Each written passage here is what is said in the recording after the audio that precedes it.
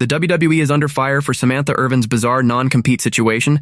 AJ Lee is returning to MSG next week. Why WWE turned Nikki Bella heel on Raw. Paul Heyman reveals why Logan Paul joined the Vision. Drew McIntyre off to film a movie. Rhea Ripley wardrobe malfunction. Why Triple H took the WWE Women's Tag Team titles off Charlotte Flair and Alexa Bliss. Why John Cena won the IC title. Vince McMahon believed that a canceled wrestler sucks. Let's dive right in. AJ Lee is returning to MSG next week. WWE Raw in Boston ended with Rhea Ripley's return and the confirmation of the Women's War Games match for this year's Survivor Series. Additionally, William Regal also announced the Men's War Games match during a backstage segment. The show kicked off with a surprise as John Cena dethroned Dominic Mysterio to become the new Intercontinental Champion. We will discuss 5 things WWE subtly told us on Monday Night Raw this week. Number 1, John Cena might be losing his final WWE match on December 13th. When John Cena was just a few days away from his in-ring retirement, he emerged as the Intercontinental Champion on the Red brand. Winning a championship could be a great thing for Cena as he is now a Grand Slam champion, but it also subtly hints that he may be losing his final match at Saturday night's main event. The franchise player is advertised to be part of Survivor Series 2025. If Cena defends the title at the show and manages to retain the belt,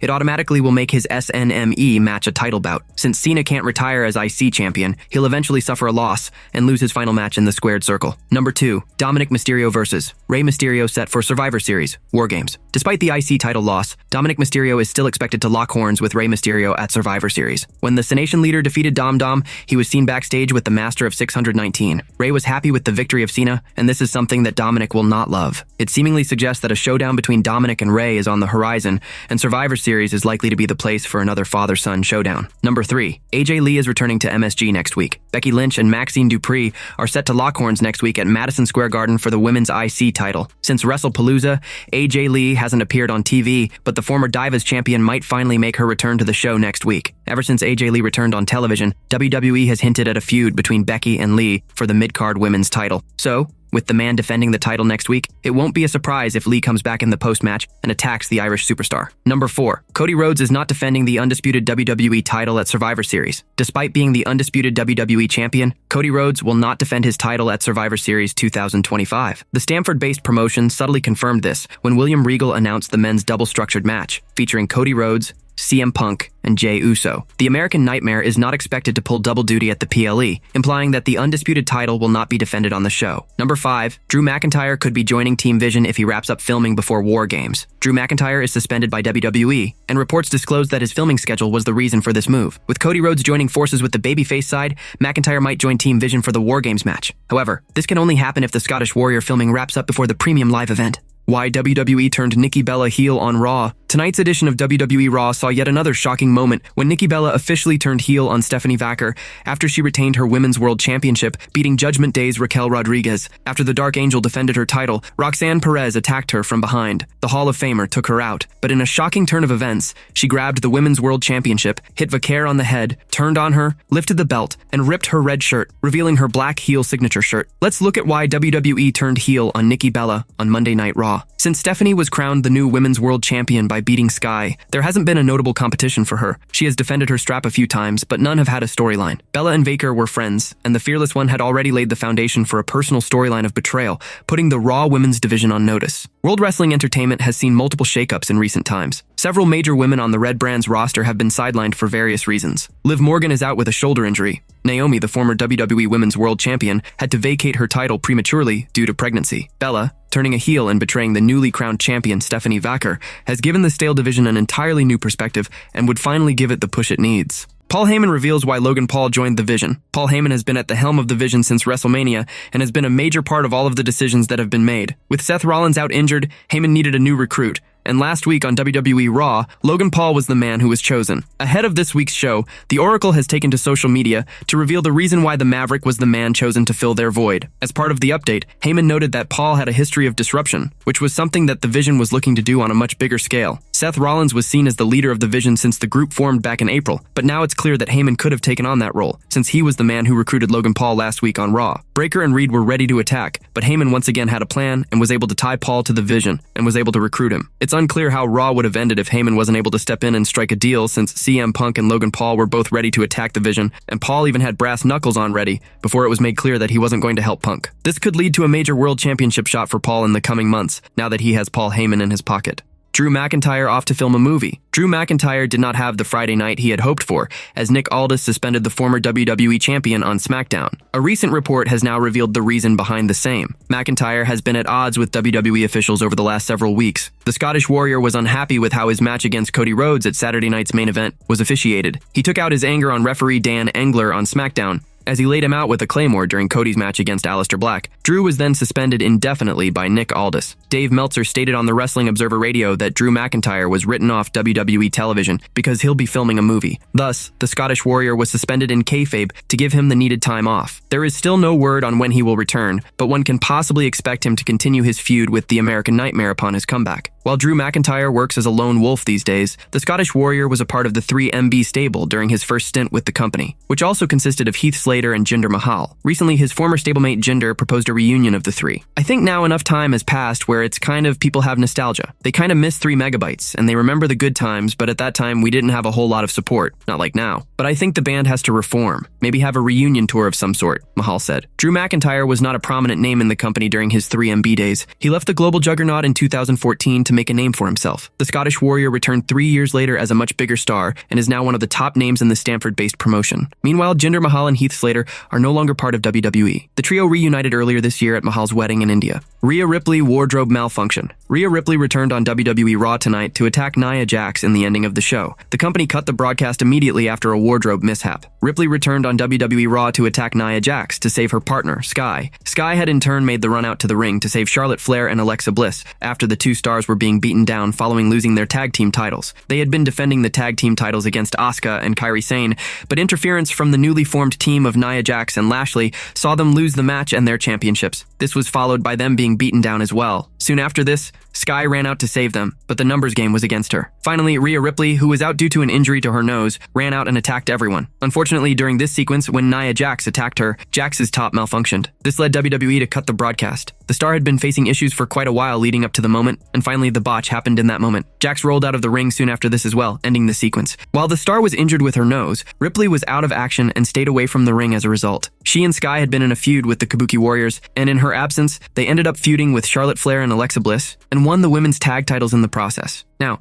the 8 stars involved in this are going to end up in a War Games match as well. Why Triple H took the WWE Women's Tag Team titles off Charlotte Flair and Alexa Bliss. The Kabuki Warriors, Asuka and Kairi Sane, won the WWE Women's Tag Team titles on Raw after beating Charlotte Flair and Alexa Bliss. This was the 3rd title win for the duo as a unit in WWE. It wasn't a clean win for Asuka and Kairi though, as Nia Jax and Lash Legend caused outside interference. However, it was still a win for them by the end of the night. Triple H booked the Kabuki Warriors as new tag team champions on Raw. The first and foremost reason why WWE probably booked the win for the Kabuki Warriors on Raw was to get the title exchange hands before the Survivor Series, War Games. Alexa and Charlotte weren't going to defend the titles at Survivor Series as they were going to be part of the War Games match. They had been champions for the past 3 months, and without any big feuds, it appeared that the company could take off the titles from their shoulders. Moreover, there wouldn't have been a better moment for the title change because the company can now book Charlotte Flair and Alexa Bliss as singles superstars. After Survivor Series, Alexa could be involved in a storyline with the Wyatt Six, while Charlotte can be booked in a feud with Jade Cargill. For these storylines, the duo needed to drop the title, and therefore, it was done tonight on Raw. Asuka and Kairi Sane's heel turn sparked a lot of excitement with the fans. Even though they have been heels in the past also, this one came after a gap of nearly 6 years. Therefore, to elevate them as top heel superstars, WWE probably booked them as the tag team champions. This win would further embolden their current heel turns, just like it elevated Liv Morgan and Raquel Rodriguez. Another reason why WWE got Asuka and Kairi Sane to win could also be because the union of Charlotte Flair and Alexa Bliss as tag team champions wasn't a convincing one. The company brought them together after WrestleMania 41, getting them to beat Raquel Rodriguez and Roxanne Perez at SummerSlam. However, their title reign probably didn't work wonders, and Alexa and Charlotte hardly had any big matches post-SummerSlam. Many fans wanted Alexa Bliss to work alongside the Wyatt Six and weren't satisfied with her tag team title reign. Charlotte Flair also wasn't taken well as a tag team champion since she is a 14-time women's champion, and the fans expect her to compete on the main event scene. Therefore, the Kabuki Warriors were probably booked as winners against the duo. It remains to be seen how the company would have the duo as the tag team champions. Why John Cena won the IC title. WWE Raw in Boston kicked off with John Cena and Triple H, but soon Dominic Mysterio made his biggest mistake. Dirty Dom confronted the franchise player, and the game immediately booked an IC title match official between them. The 17-time world champion ultimately dethroned the Judgment Day member as the Intercontinental Champion. With this victory, Cena is a Grand Slam champion and has won every title in the Stamford-based promotion. Let's have a look at why John Cena won the IC title on the red brand, despite being just inches away from his retirement. On multiple occasions, Cena clarified that he has no intention to return to the squared circle after hanging up his boots at Saturday night's main event. This was why the Triple H-led creative regime finally crowned John Cena as a world champion this year, making him a 17-time world champion. Cena already had all the accolades as a star in the company, and he doesn't need a title to solidify his legacy. It seems WWE wants him remembered as a veteran star who has achieved everything, including being a Grand Slam champion. This was why he won the title on Raw in Boston and dethroned Dom as the mid-card champion. When Dominic Mysterio confronted John Cena, the franchise player marked himself as invincible as he was in front of his hometown crowd and a few days away from retirement. The Judgment Day member has already defeated AJ Styles and many others. So, to crown a new champion without hurting Dom's momentum on Raw, Cena appears to be a perfect star to dethrone him. With this, WWE finally made the Nation leader the IC champion and can use him as a transitional champion ahead of his retirement. Tonight's WWE Raw was the final time John Cena appeared in front of his hometown crowd, Boston. So, giving him a perfect tribute was a necessary thing to unfold. One of the best ways to pay homage to Cena is by making him the IC champion. This could be another significant reason why the franchise player is your new WWE Intercontinental Champion on Monday Night Raw.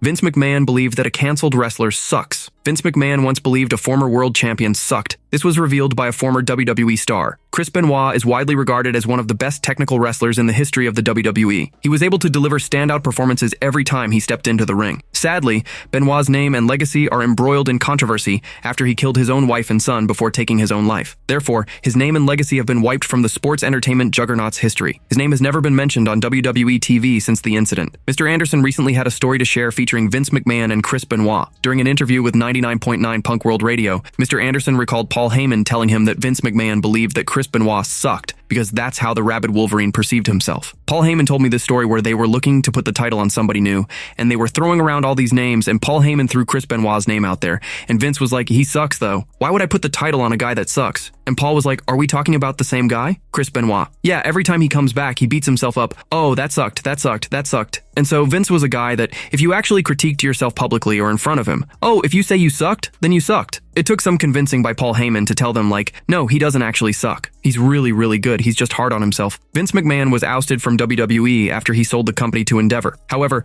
many of the elements that Vince created still remain in the Stamford-based promotion, such as many PLE names that were created by the former chairman. During a recent interview on the Main Event with Andrew Marchand, TKO's president Mark Shapiro said that a lot of the PLEs were created by Vince, and they are looking to move past him. Right now, a lot of our PLEs were created by Vince McMahon. We need to get in the business of taking that torch and moving past that, and Nick, Khan, and Triple H created WrestlePalooza, which is the launch event for our new ESPN deal, which did incredibly well and may turn into a super franchise, he said. It will be interesting to see if WWE will come up with some new PLE names in the future. The WWE is under fire for Samantha Irvin's bizarre non-compete situation. Former WWE head writer Vince Russo recently spoke about Samantha Irvin's contract situation. The former announcer recently shared some explosive details about her contract. Samantha made a name for herself as the ring announcer in WWE. However, the two parties parted ways last year, much to the dismay of fans. On a recent post on social media, Irvin mentioned that she had completed 1 year away from the business and had another year remaining in her non-compete clause. This led to fans and industry experts questioning the duration of the non-compete issued by WWE in her case. On a recent episode of Writing with Russo, the wrestling veteran explained that the non-compete duration depended on the release clause. He felt that if a star asked to be let go,